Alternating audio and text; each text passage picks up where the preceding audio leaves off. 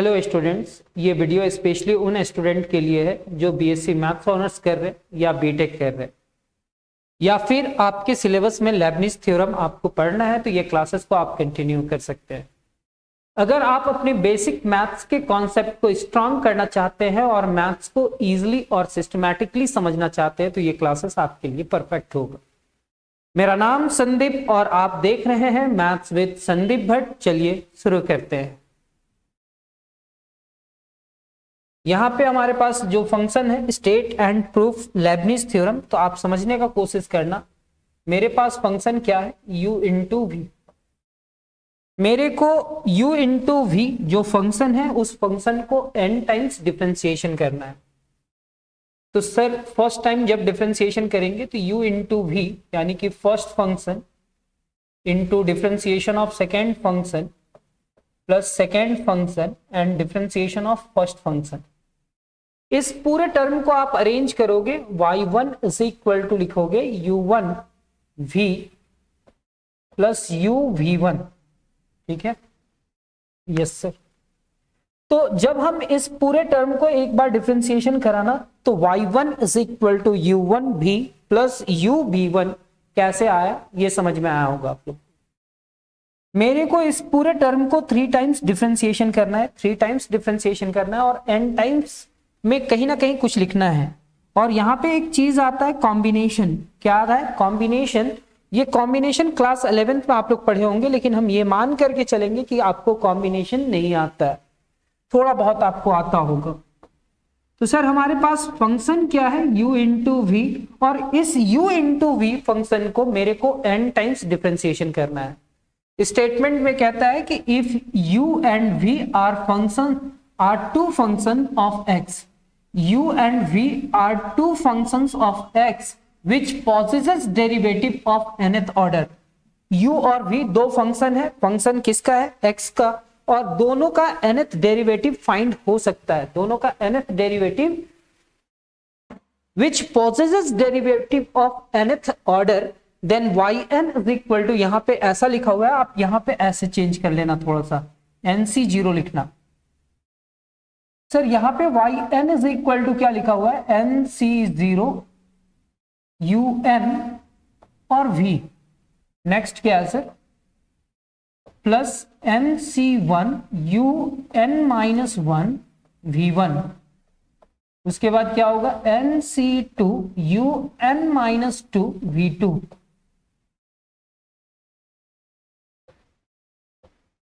And so on. NCR UN minus R VR, और ये क्या होगा, NCN UVN। ऐसा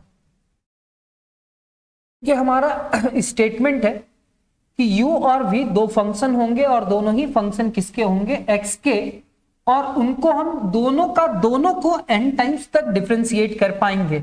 then yn is equal to nc0, जैसे ही nc0 लिखे तो यहाँ पे un लिखे और ये हमारा v हुआ।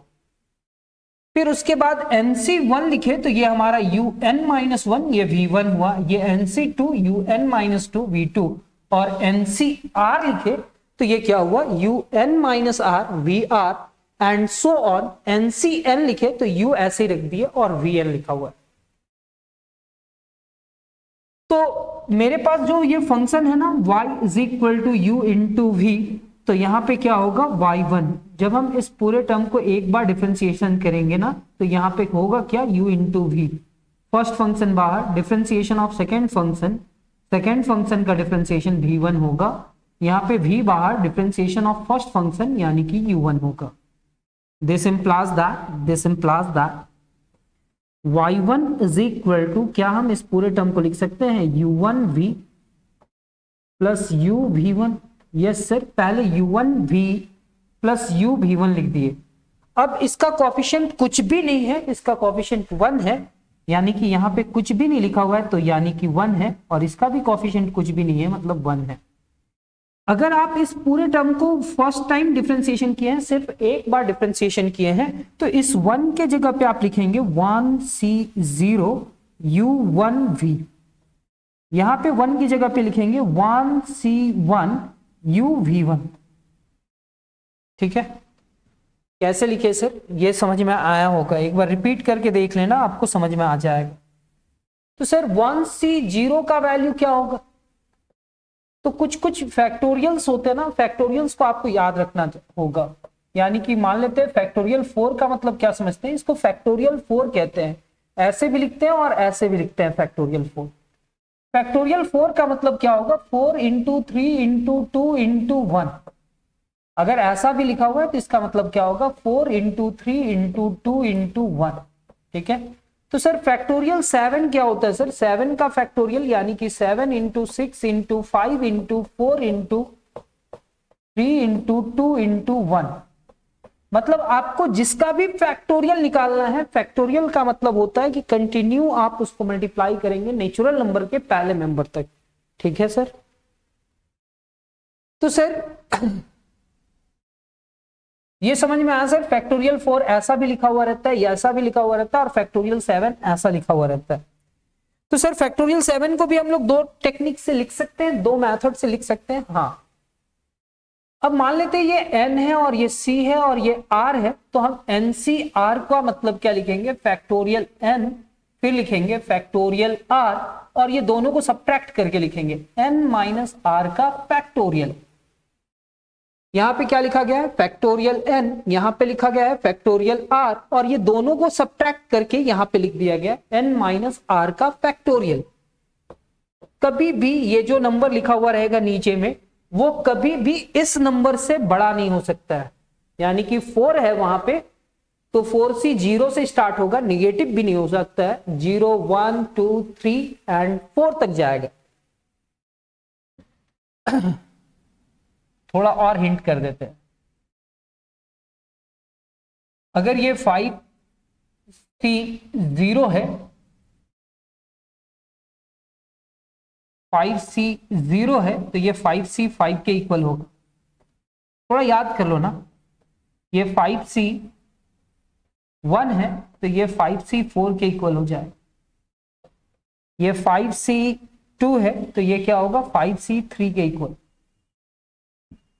5c 0 1 2 3 4 5, मतलब 5c 0 से स्टार्ट हुआ और लास्ट कहां तक जाएगा, 5c 5, और ये दोनों का रिजल्ट जो होगा ना वो सेम होगा, इसका रिजल्ट सेम होगा और इसका भी रिजल्ट सेम होगा, ये याद कर लेना।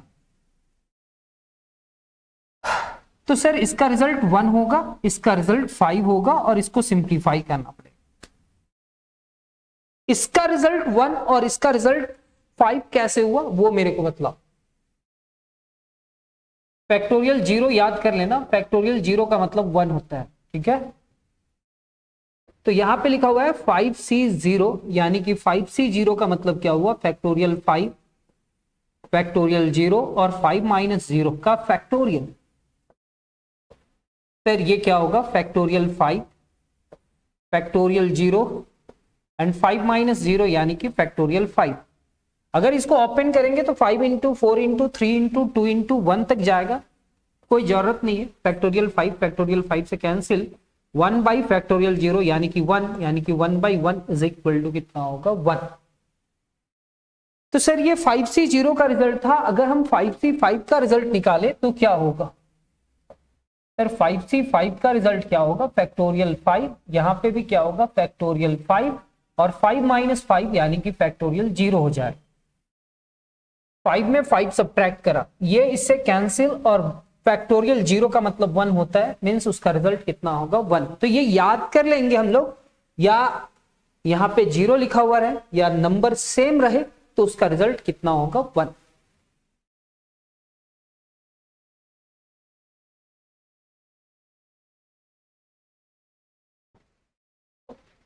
ठीक है सर, तो सर 5c 1 का वैल्यू क्या होगा, फैक्टोरियल 5 फैक्टोरियल 1 और फैक्टोरियल 4 होगा।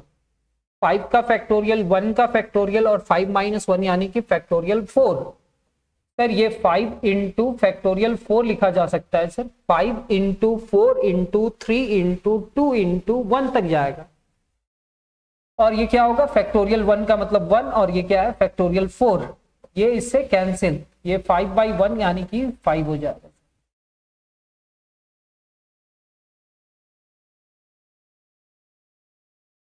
सर 5C2 का वैल्यू ये तो निकालना आसान है सर, फैक्टोरियल 5 फैक्टोरियल 2 और 5 - 2 यानी कि फैक्टोरियल 3। यहाँ पे आप लिखेंगे 5 × 4 × फैक्टोरियल 3, यहाँ पे क्या है 2 × 1 × फैक्टोरियल 3, ये इससे कैंसिल, 2 × 2 = 4, 5 × 2 = 10, यानी कि ये रिजल्ट हमारा कितना हो जाएगा 10।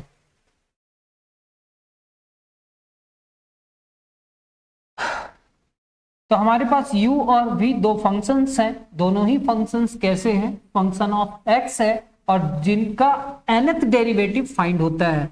देन yn = nc0 unv ऐसे करके लिखा हुआ है। ये फॉर्मूला हम लोग को क्या देता है, फ्रॉम दिस थ्योरम, ये थ्योरम से हम लोग को क्या मिलता है, we know how to determine nth differential coefficient of the product of two function. Product of two functions को हम लोग n टाइम्स डिफरेंशिएशन कैसे कर लेते हैं, ये थ्योरम देता है, बस इतना याद कर लिए। अब जो हम लोग लिखेंगे ना, late y = u × v, where u and v are function of x, y = u × v, और u और v दोनों ही क्या है, फंक्शन ऑफ x हैं। By directly differentiating successively we get, मेरे को डायरेक्ट डिफरेंशिएशन करना है इस पूरे टर्म को, तो y = u × v है ना।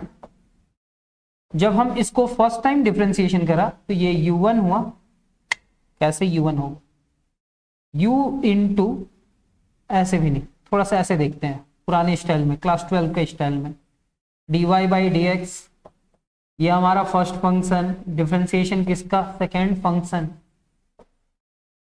Plus second function differentiation of first function, ऐसा लिख सकते हैं। सर हम इस पूरे टर्म को y1 लिख सकते हैं, इसको u लिख सकते हैं, इसको v1 लिख सकते हैं, इसको v लिख सकते हैं और इसको u1 लिख सकते हैं। अब हम इसी पूरे टर्म में कोशिश करेंगे, un पहले स्टार्ट हुआ है और u तक गया है, और v से स्टार्ट हुआ है और vn तक गया है। तो हम लोग कोशिश करेंगे कि जब हम फर्स्ट टाइम डिफरेंशिएशन किए हैं, यहाँ पे n टाइम्स डिफरेंशिएशन किया गया है, तो हम फर्स्ट टाइम डिफरेंशिएशन करा है, तो y1 = क्या लिखेंगे, u1v + uv1, मतलब पहले इस टर्म को लिखेंगे और फिर इस टर्म को लिखेंगे। इसका कोएफिशिएंट 1 है और इसका भी कोएफिशिएंट 1 है। सर इसका कोएफिशिएंट कितना है, 1, और सर इसका भी कोएफिशिएंट कितना है, 1, ये दोनों का ही कोएफिशिएंट कितना है, 1, और ये 1 क्या हो, तो यहां पे y1 = 1c0 u1v + 1c1 uv1।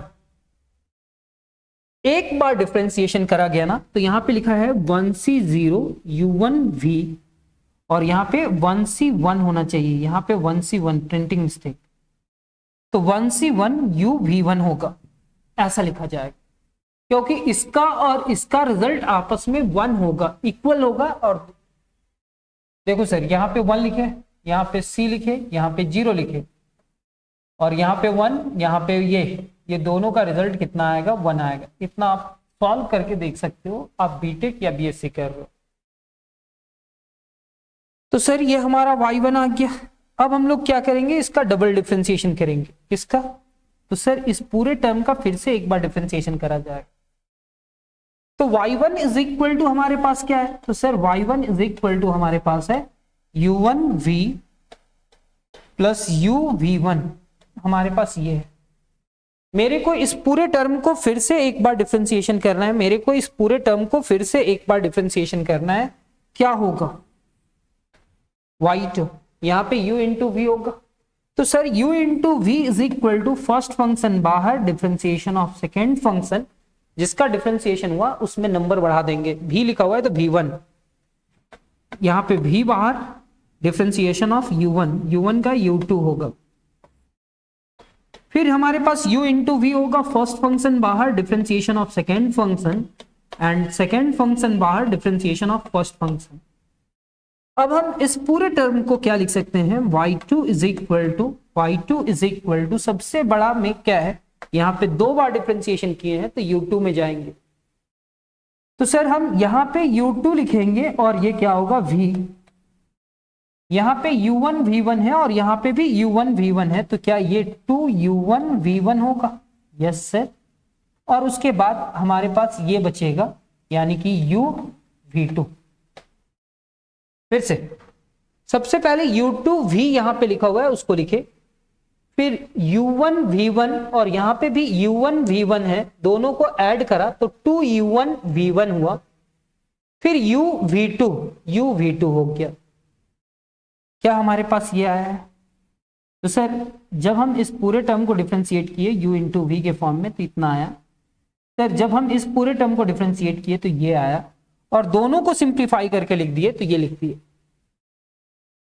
जितना हम लोग लिखे हैं अब हम लोग यहाँ पे क्या करेंगे, सर हम लोग लिखे थे क्या, तो y2 इज इक्वल टू लिखे थे सर, यहाँ पे u2 हुआ था v, यहाँ पे 2u1 v1 और ये आया था सर u v2। ये y2 है ना सर, y2 क्या मतलब, यहाँ पे कोफिशिएंट 1 है और 1 के लिए क्या लिखेंगे 2c0, इसका नंबर कोई भी नहीं है मतलब 1 है, और यहाँ पे आप लिखेंगे u2v, यहाँ पे कोफिशिएंट 2 है सर तो 2 के लिए लिखेंगे 2c1 u1 v1, और यहाँ पे कुछ भी नहीं है सर मतलब 1 है, तो क्या हम इस पूरे टर्म को लिख सकते हैं 2c2 u v2, yes sir ऐसा लिख सकते हैं। अब इस कोफिशिएंट को कहीं ना कहीं हम लोग सिंप्लीफाई करेंगे, 2c0 का जो वैल्यू होगा वो किसके इक्वल होगा, 2c2 का। अब यहाँ पे एक नंबर बढ़ाएंगे ना तो यहाँ पे भी एक नंबर घटाना पड़ेगा, 2 में 1 सब्ट्रैक्ट करा तो इतना आया, ये 0 है इसका मतलब यहाँ पे 1 होगा, ये 1 है और ये 2 है तो यहाँ पे 2 लिखा हुआ है तो ये 2 हो जाएगा। सिंप्लीफाई करके देखेंगे तो पता चल जाएगा, 2c0 का मतलब 1 होता है, 2c1 का मतलब 2 होगा और 2c2 का मतलब कितना होगा 1। ये हम लोग डबल डिफरेंशिएशन कर लिए। जब 2 बार डिफरेंशिएशन हो चुका और इस मेथड को हम लोग कहेंगे method of induction. Class 11th में आप पढ़े होंगे प्रिंसिपल ऑफ मैथमेटिकल इंडक्शन, उसी मेथड से इस क्वेश्चन को सॉल्व कर रहे हैं। सर ये 2 टाइम्स डिफरेंशिएशन हो चुका है, कितने टाइम्स हो चुके हैं डिफरेंशिएशन, 2 बार हो चुका है। अब हम लोग नेक्स्ट 3 टाइम्स करेंगे डिफरेंशिएशन, और 3 टाइम्स डिफरेंशिएशन करने से पहले आप लोग थोड़ा देख लेना, यहां पे हमारे पास क्या था u2v plus 2u1 v1 plus u v2, ऐसा ही था। जब हम 3rd टाइम डिफरेंशिएशन करेंगे ना तो यहाँ पे u इंटू वी होगा, यानी कि first function differentiation of second function, second function में क्या है v, and differentiation of u2 का डिफरेंशिएशन होगा u3, तो u into v first function and differentiation of second function and second function and differentiation of first function, u1 का u2 होगा। यहाँ पे क्या होगा u into v first function and differentiation of second function and differentiation of first function, u into v. अब मेरे को simplify करना है, जब हम 3 टाइम्स डिफरेंशिएशन किए हैं तो सबसे पहले u3 वाला टर्म लिखेंगे, फिर u2 का, फिर u1 का, फिर u को लिखेंगे। तो क्या सर हम इस पूरे टर्म को ऐसे लिख सकते हैं y3 इज इक्वल टू, यहां पे ये टर्म है ना तो u3v, फिर सर u2 टर्म यहां पे है, इसका कोफिशिएंट 1 है, और u2 टर्म यहां पे है जिससे हम 2 से भी मल्टीप्लाई करेंगे तो 1 प्लस 2 कितना हो जाएगा, इसका कोफिशिएंट 1 है सर, और ये 2 इससे मल्टीप्लाई करेगा तो 1 प्लस 2 हो जाएगा। यहाँ पे u2v1 है और यहाँ पे भी u2v1 है, तो सर फर्स्ट टर्म में u3 फिर u2 फिर u1 वाला देखेंगे, तो u1 वाला टर्म यहाँ पे 2 है और यहाँ पे 1 है, यानी कि यहाँ पे लिखेंगे 2 + 1 और ये क्या हो जाएगा u1 v2। फिर u वाला टर्म देखेंगे सर, तो u वाला टर्म यहाँ पे है, तो u v3 1 2 3 4 5 6, तो 1 और 2 3, 3 और 2 5, 5 और 1 कितना होगा 6 होगा ना। तो टोटल कितने टर्म्स हैं 6 टर्म्स हैं। This implies that y3 is equal to u3 v plus 3u2 v1 plus 3u1 v2 plus u v3, यानी कि ये टोटल 6 टर्म को हम लोग अरेंज कर दिए। अब हम इस पूरे टर्म को कॉम्बिनेशन में लिखना चाहेंगे। सर कॉम्बिनेशन मतलब y3 के टर्म में लिखना चाहेंगे।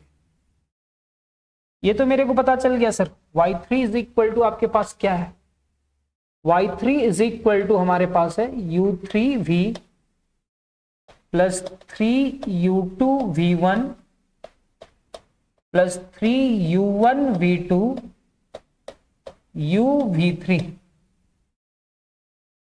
Sir y3 is equal to आप लिखोगे, इसका कोफिशिएंट कुछ भी नहीं है, मतलब 1 है, यहाँ पे 3 है और यहाँ पे भी 1 है। तो सर यहाँ पे आप लिखेंगे 3c0 u3v 3c1 u2v1 3c2 u1v2 and 3c3 uv3। 3c0 3c1 3c2 3c3 और यहाँ पे u3 ऐसे करके अरेंज करा गया है। अब इसका जो वैल्यू होगा वो किसके इक्वल होगा, थोड़ा रफ वर्क कर लेते हैं। तो सर 3c0 का वैल्यू 3c3 के इक्वल होगा, 3c1 का रिजल्ट 3c2 के रिजल्ट के इक्वल होगा। बस इतना ही टर्म तो है सर, 4 टर्म है। इसका वैल्यू कितना हो जाएगा, अगर 0 है तो ये 1 हो जाएगा, और यहाँ पे 1 है और यहाँ पे 3 है, तो इसका रिजल्ट 3 हो जाएगा। सिंप्लीफाई करके देख लेना। तो इसका वैल्यू तो 1 होगा, इसका वैल्यू 3 होगा, इसका भी वैल्यू 3 होगा, और इसका भी वैल्यू कितना होगा, इतना ही होगा। तो जब हम 3 टाइम्स डिफरेंशिएशन करा तो ऐसा कुछ आया, तो लिखेंगे thus we see that this theorem is true for n is equal to 1 2 and 3 according to the law of induction। हम मान लेते हैं, we assume that this theorem is true for n is equal to m। ये 1 के लिए true हुआ, 2 के लिए ट्रू हुआ, 3 के लिए ट्रू हुआ, सब में ये कॉम्बिनेशन लगा करके चेक किया ना, 1 के लिए भी ट्रू है, 2 के लिए भी ट्रू है, 3 के लिए भी ट्रू है। तो कहता है thus we see that this theorem is true for n is equal to 1 2 3 according to the law of induction we assume that this theorem is true for n is equal to m। हम ये मान लेते हैं कि ये जो theorem है ना, कोई पर्टिकुलर वैल्यू m के लिए ट्रू है, and we shall prove that this theorem will also be true for n is equal to m plus 1। ये जो थ्योरम है ना, वो n is equal to m plus 1 में भी क्या होगा, ट्रू होगा, ऐसा हम मान लेते हैं। and since this is true for particular value of n is equal to 1 2 3 and so on, therefore it will be true for every value of n। हम मान लेंगे कि कोई n is equal to m के लिए ये theorem true है, और हम उसको प्रूफ करेंगे जब n को एक बार और डिफरेंशिएशन करेंगे, वो m प्लस 1 के लिए भी ट्रू हो जाएगा। तो हम जानते हैं 1 2 3 के लिए ट्रू है, तो ये सारे नेचुरल नंबर के लिए ट्रू हो जाएगा। ये प्रिंसिपल ऑफ मैथमेटिकल इंडक्शन के हेल्प से इस क्वेश्चन को सॉल्व करने वाले हैं। तो लिखा हुआ है now we assume that this theorem holds for n is equal to m। That is, we shall get the same formal expressions for ym, which will be obtained by putting n is equal to m in the given statement। जो theorem है ना, उस theorem में हम लोग जहां n था वहां पे m लिखेंगे। तो सर यहां पे m लिख दिए, तो ये क्या हो जाएगा, एम सी जीरो, जहां पे एन है ना वहां पे क्या हो जाएगा एम। कहने का मतलब यहां पे जितना भी टर्म है उसमें एन के जगह पे एम रिप्लेस कर रहे हैं। तो Y M is equal to M C zero, यहां पे यू एम होगा वी, यहां पे M C one U M minus one V one होगा, M C two U M minus two V to.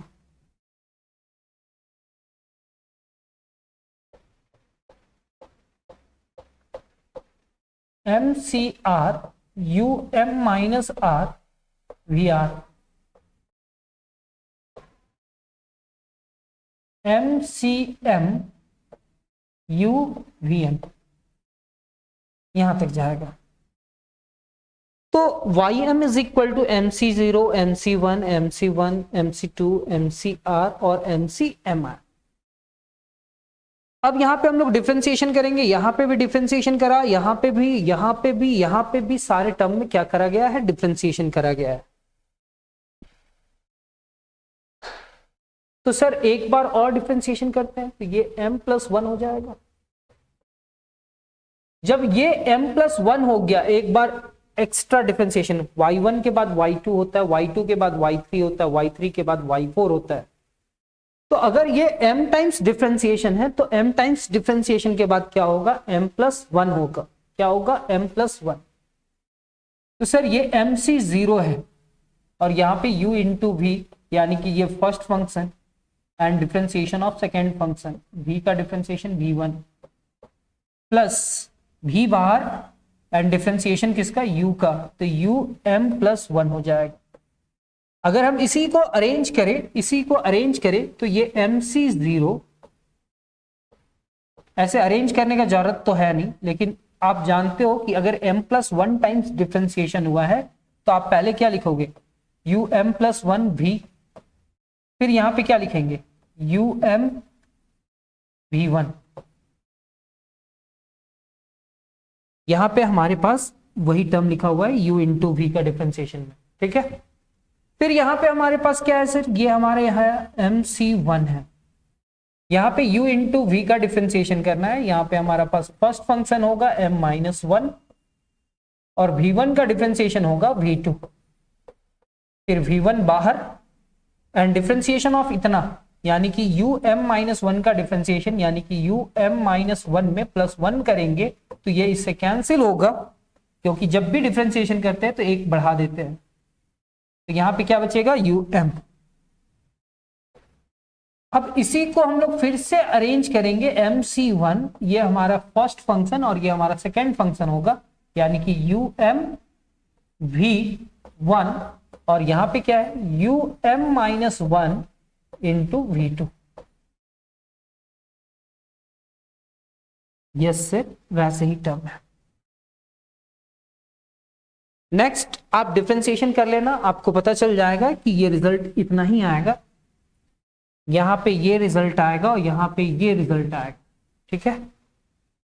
यहां पे भी आप u इंटू वी करेंगे, यहां पे भी आप u इंटू वी करेंगे और वहां पे भी आप u इंटू वी करेंगे।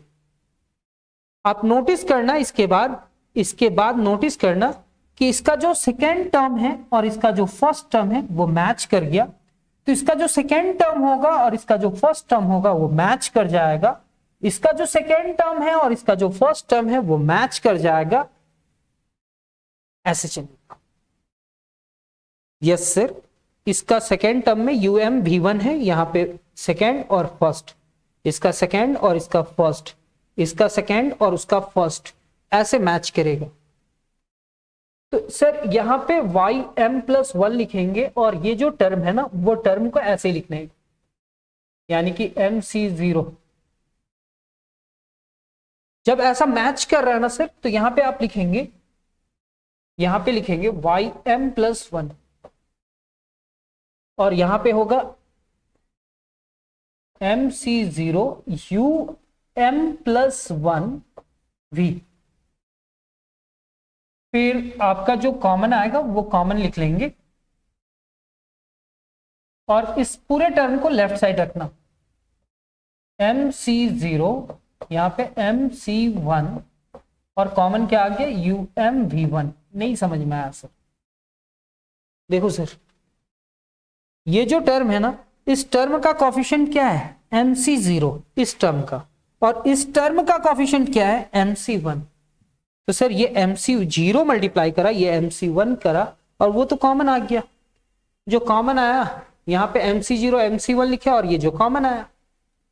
तो सर सेम एज इसके बाद में क्या होगा सर, MC1 और फिर MC2, और ये क्या है सर UM था ना, अब यहाँ पे UM-1V2। Next sir MC3 MC2 हुआ।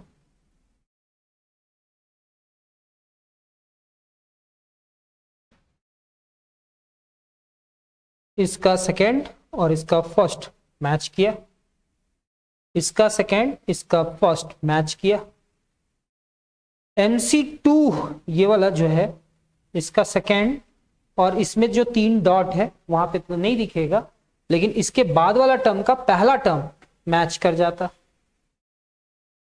तो सर इसका जो ये जो टर्म है इसके पहले जो टर्म था उससे ये मैच कर जाएगा, ये जो टर्म है इसके बाद वाला टर्म से क्या कर जाएगा, मैच कर जाएगा। ये वाला टर्म है इसके पहले वाला टर्म से मैच करेगा, और वो टर्म को ऐसे ही लिखेंगे। तो सर ये कॉमन आएगा, तो यहां पे आप लिखेंगे MCR प्लस MCR-1। कैसे लिखे सो समझिए।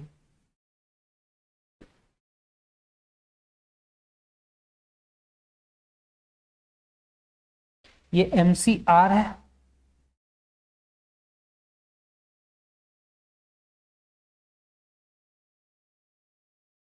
इससे मल्टीप्लाई किया, तो इसका सेकेंड टर्म इसका फर्स्ट टर्म से क्या हो जाएगा, मिल जाएगा। तो ये MCR है, तो उसके बाद वाला टर्म क्या होगा, MCR+1 होगा, एक अधिक होगा। तो यहाँ पे MCR और यहाँ पे MCR+1, और ये टर्म लिखा गया। इसके पहले 3 डॉट है, इसका मतलब इधर का टर्म को नहीं लिखा। And so on and so on and so on.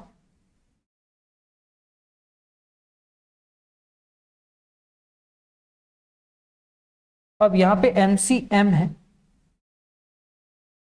तो इसका जो पहला टर्म है इसका जो लास्ट टर्म से मैच कर जाएगा, और वो लास्ट टर्म को तो लिखना ही नहीं है।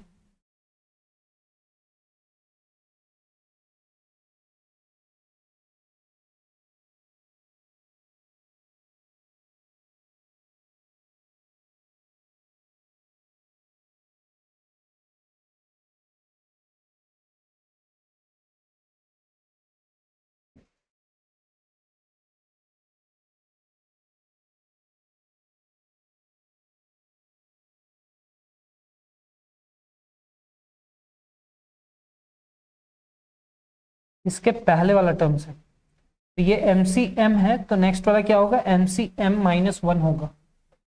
तो MCM-1 और यहाँ पे MCM है, कॉमन क्या आ जाएगा,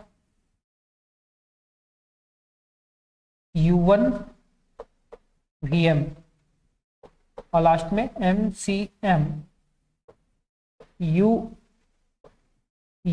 और फिर VM+1 हो जाएगा।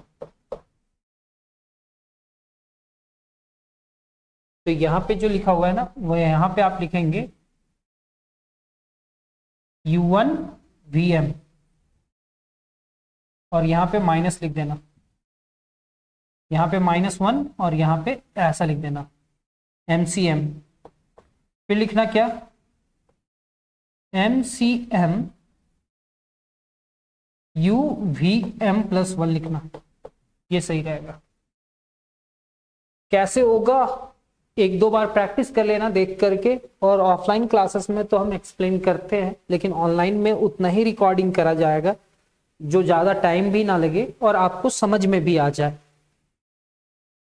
तो सर एक फॉर्मूला याद करते हैं हम लोग, m C r minus one और एम सी आर का वैल्यू इतना होता है, ये फॉर्मूला याद कर लो।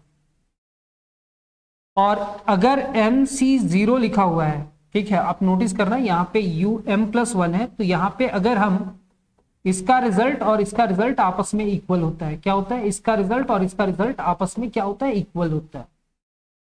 तो एम सी जीरो ना लिख करके हम लोग क्या लिख देंगे, m plus one t zero. अगर एक बढ़ा भी दिए तो क्या दिक्कत है, क्योंकि यहाँ पे यू एम प्लस वन भी है। अब ये दोनों टर्म में देखना सर, एम सी जीरो और एम सी वन एक का ही डिफरेंस है, ये दोनों में एक का डिफरेंस है, तो यहां पे क्या लिखते हैं, M plus one C R. तो इसको क्या लिखेंगे, तो सर इसको लिखेंगे M plus one C one, इसको लिखेंगे M plus one C two, और ऐसे ही चलेगा। तो यहां पे लिखेंगे M plus one C zero इतना, यहां पे M plus one C one, M plus one C two, M plus one C are, और M plus one M C M U V M plus one.